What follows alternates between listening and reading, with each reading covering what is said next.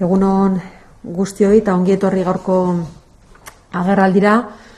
Ohikoa den bezala Gobernu Kontseiluan hartutako erabaki nagusien berri emango dizuet. 3 gai azpimarratu nahi nituzke gaurkoan bereziki. Azaroaren 25, bestetik Badalab eta 3. Euskaraldia. Lehenengo gaiari helduz, azaroaren 25, gaurkoan erakunde adierazpena onartu du Gobernu Kontseiluak. Bai aitortu gizarteak urrats garrantzitsuak eman dituela azkeneko urtetan, azkeneko hamarkadetan, baina oraindik ere sekulako lana daukagula aurretik berdintasuna lortze aldera, eta indarkeria matxistak noski gure artean jarraitzen duela eta egunero izaten ditugu horren adibideak. Berdintasunaren aldeko eraldaketa soziala bizkortu egin beharrean gaude, eta hori kontuan hartuta hainbat konpromiso hartzen ditu Gipuzkoako Foru Aldundiak. 3 azpimarratuko nituzke nagusiki. Lehenengoa, sensibilizazioan, prebentzioan eta prestakuntzan orain arte egiten den bezala lan hori sendotzea, batipat gazteon edo gazteen artean. Bigarrenik, arreta emateko eredua indartzea, alegia indarkeriaren biktima direnei arreta emateko eredu hori indartzea, eta 3. erakunde guztien arteko koordinazioa arreta integrala eskaintzeko asmoz. Askotan hitz egiten dugu indarkeria fisikoaz, indarkeria sexualaz, baina bestelako indarkeriak ere badaude, erabat normalizatuak daudena gure gizartean, eta ikusten ditugunak eta isilik gelditzen gera indarkeria mota horien aurrean. Eraso txiki bezala ikusten ditugu, eta horien aurrean lehen nioen bezala isilik gelditzen gera. Behin eta berriz errepikatzen dira eraso txiki horiek, eta emakumei kalte egiten diete. Gure begien aurrean gertatzen diren gauzak dira, ez dugu ezer esaten, eta bada garaia gauzak aldatzeko, eta horretarako identifikatu egin behar dira eraso txiki horiek, eta identifikazio hori egin eta gero gelditu arazi. Zentzu horretan guk horri garrantzia handia eman diogu erakunde bezala, eta beraz kanpaina bat abian jarriko dugu. Datozen egunetan sensibilizazio kanpaina bat izango da, eta emango dugu orain arte egin dugun esperientzia baten berri. Alegia, azkeneko bilaberetan Gipuzkoako hainbat zinematan esperientzia bat egin dugu. Eraso txiki horiek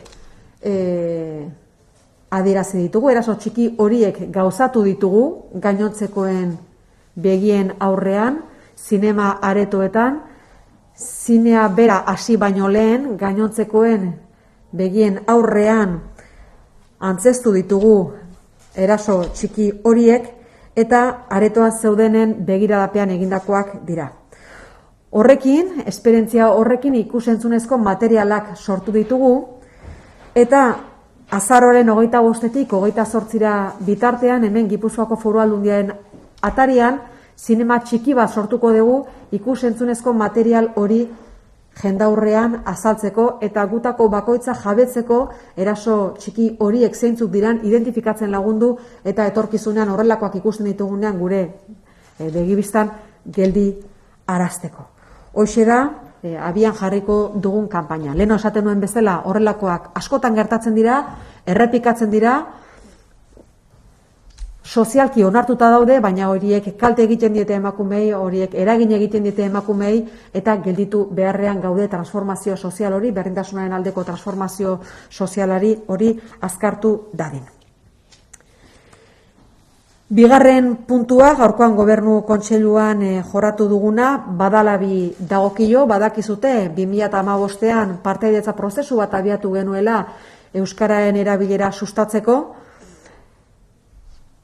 Euskararen hizkuntza bezala berdintasuna ere lortzeko erabilerari dagokionez, eta noski ezagutzari dagokionez ere, eta zentzu horretan Badalab proiektua abian jarri zen. Badalab proiektua 3 ezaugarri jasotzen ditu, guretzako funtsezkoak diranak, dira elkarlana, da berrikuntza eta da euskara. 3 kontzeptu horiek jasotzen ditu, eta beraz, hainbat eta hainbat erakundeen artean abian jarretako proiektu bada, eraldaketarako hain justu berrikuntzaren bitartez. Badala proiektuari dagokionez, gaur Gobernu Kontseiluan onartu duguna da hain justu Errenderiako udalari emango zaion diru laguntza bat, izan ere Errenderian kokatuko da erreferentzia zentro hori, Badalab zentroa Errenderian kokatuko da, liburutegi zaharrean, baina horretarako egokitzapen lanak egin behar dira, alegia obra batzuk egin beharko dira, dituen 4 solairu horietan 2 badala 2 emango zaizkio, baina lan desente dago egiteko eta beraz 329.000 euroko aurrekontua onartu dugu gaurko Gobernu Kontseiluan dagozkion lan horiek burutu ahal izateko. Beraz, espazio fisiko bat izango du Badalabek, errenderin, liburutegi zaharrean eta erreferentziazko zentroen sarearen parte izango da. Hor ere lurralde ikustegia aintzat hartu dugu eta errenderian kokatu dugu. Eraikinak 300 metro karatu izango ditu, lehen aipatu duan bezala egokitzapelanak egin beharko dira, eta bitartean torrekuan egongo da Badalab zentro hori. Eragile publiko eta pribatuen lankidetzaz eratutako laborategi bat izango da, proiektu berritzaileak egingo dira bertan, testuinguru eleaniztun berria eraiki nahi delako. Zentzu horretan, badakizue, etorkizuna eraikizun aterkipean egindako proiektuetako bat dela, eta gure erronka nagusia Gipuzkoan dela, hain justu, gure lurraldea izatea desberdinkeria gutxien duen lurraldea, eta askotan aipatzen dugun bezala, hainbat esparrutan besteak beste hizkuntzari dagokionez.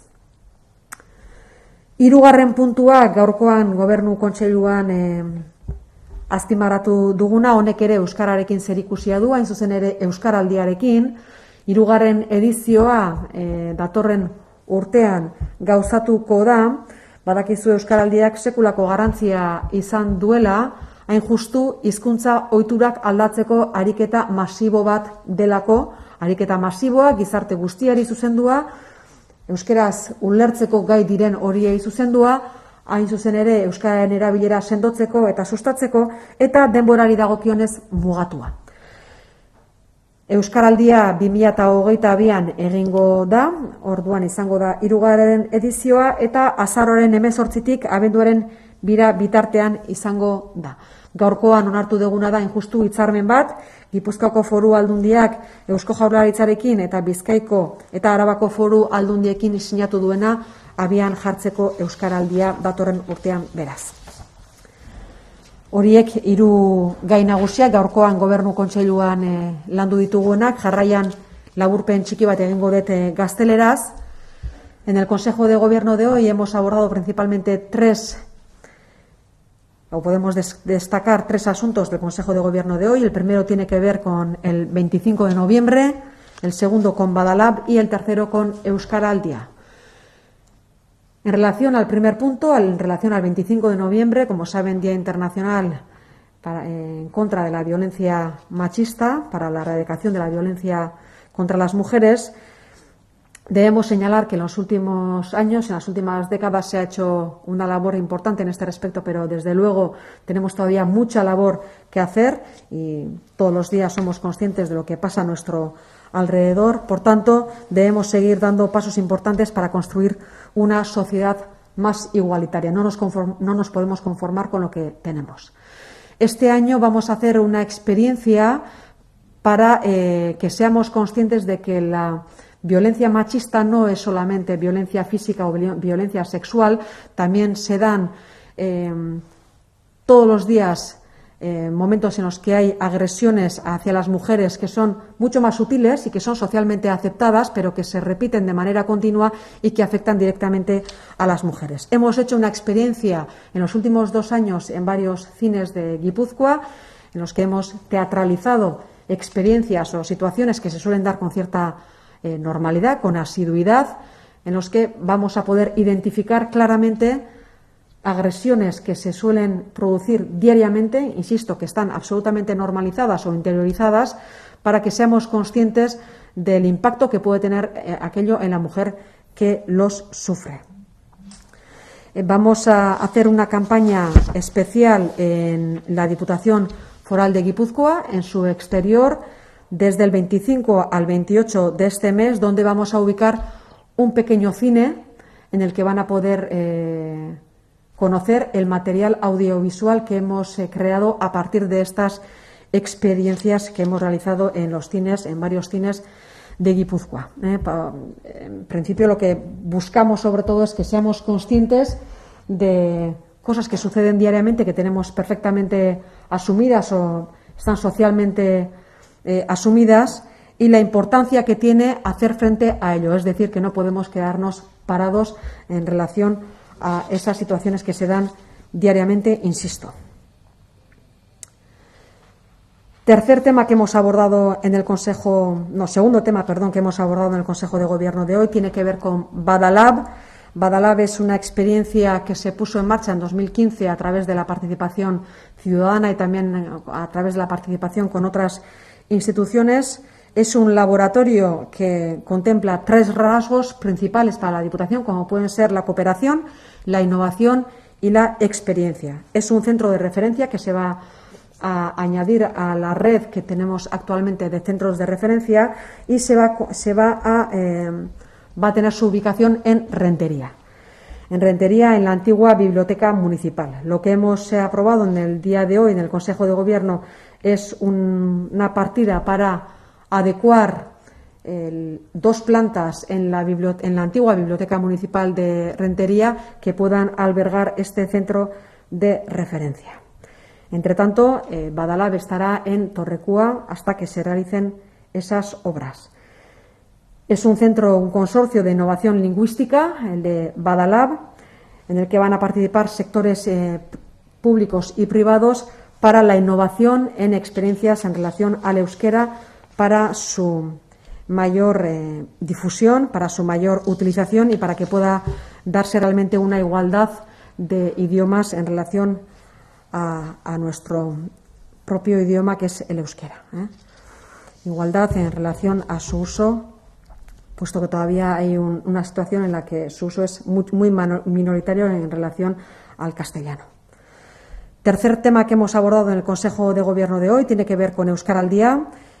Hoy hemos dado el visto bueno al convenio con el Gobierno vasco y con el resto de las diputaciones para que se celebre este Euskara al Día el año 2022 en Guipúzcoa también, evidentemente. Saben que es un ejercicio social masivo de cambio de hábitos lingüísticos que es limitado en el tiempo, pero que tiene un impacto importante. Sería ya la 3ª edición y, por tanto, hemos dado el visto bueno para la edición del año 2022. Estos son los temas principales que hemos abordado en el Consejo de Gobierno de hoy. Si tienen alguna pregunta que formular, erantzuteko preste naukazue.